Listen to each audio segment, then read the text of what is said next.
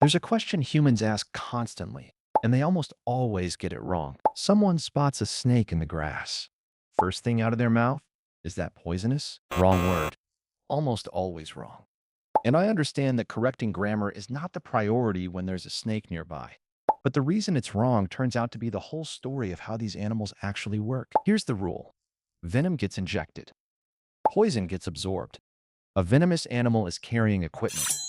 Fangs, a stinger, a spine, a spur. Something sharp enough to break skin. It puts the toxin into you through a wound, and it does that on purpose. A poisonous animal isn't carrying anything. It just sits there being toxic and waits. If something eats it, that something has a problem. If nothing eats it, nothing happens. Scientists at the Natural History Museum have a line for this that I've grown fond of. If you bite it and you die, that's poison. If it bites you and you die, that's venom. Plants count too, by the way. Poison ivy earns its name honestly. You touch it, the toxin gets in through your skin, and it never did anything but grow there. Now, you might be thinking this is a technicality, a word game biologists play at conferences. It isn't, and I can prove it with a mongoose. Mongooses eat cobras. Not by accident, not as a stunt, as food. And most people assume the mongoose must be immune to venom, which is partly true. It does have some resistance built in, but the bigger reason is much less exotic. Venom is made of proteins. Your stomach exists to destroy proteins. Swallow venom and your digestive system takes it apart before it reaches anything important. Get bitten, and none of that happens. The toxin goes straight past your stomach and into your blood. That's the entire design. Venom has to bypass digestion, which is exactly why it needs a needle. Poison never had that problem, because poison works fine going in the normal way. I want to be clear about something. Do not test this. A cut inside your mouth, a sore throat, a scratch you forgot about, and the rule stops protecting you. This is an explanation, not a suggestion. But it does tell you why the two categories exist. They were never describing what the chemical is.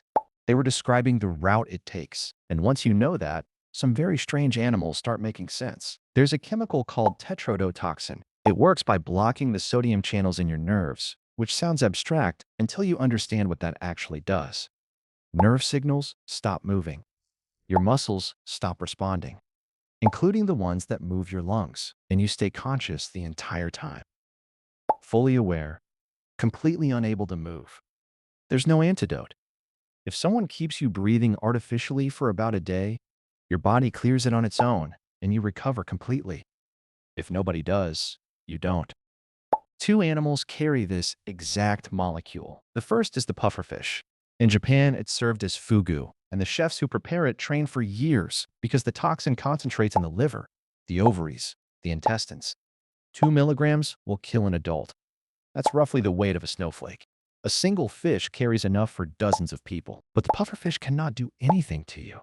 No fangs, no stinger, nothing to deliver it with.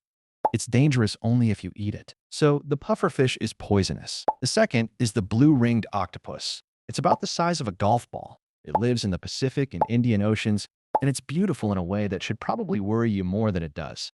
Same molecule, but this one keeps it in its saliva and delivers it by biting. One octopus carries enough to kill 26 adults. So the octopus is venomous. Identical chemistry.